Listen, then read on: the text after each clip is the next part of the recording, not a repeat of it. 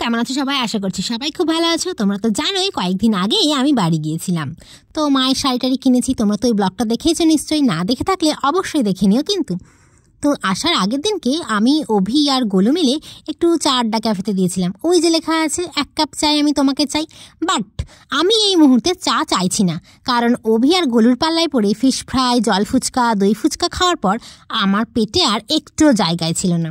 আর এখন গোলুর পাল্লায় পড়ে এখানে অনন্তকাল ধরে অপেক্ষা করছি।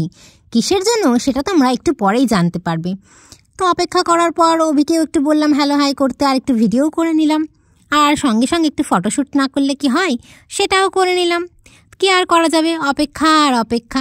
কী নিয়ে যে অপেক্ষা করছি সেটা তোমরা একটু পরেই তো দেখতেই পাবে। তার আগে ছবিগুলো একটু দেখে নাও।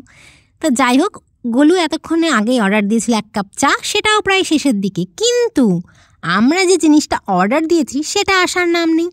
অ্যাকচুয়ালি আমরা বুঝতে পারিনি যে এটা একটু টাইম টেকিং। তো দেখো, গোলু এখন ফাইনালি ওটা নিতে যাচ্ছে।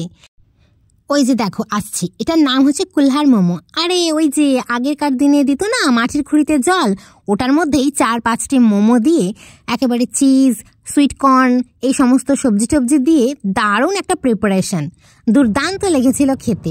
তো এখন গরম গরম ট্রাই করা হচ্ছে। কি সুন্দর টেম্পটেটিং দেখতে, কি বলো? তো অভিষেক প্রথমে ট্রাই করছে, দেখা যাক কি বলে।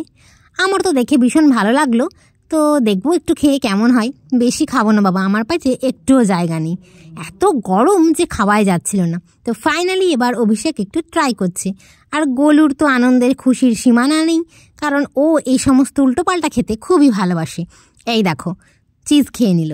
যাই হোক, আমি একটু ট্রাই করেছিলাম, খুব ভালো লেগেছিল।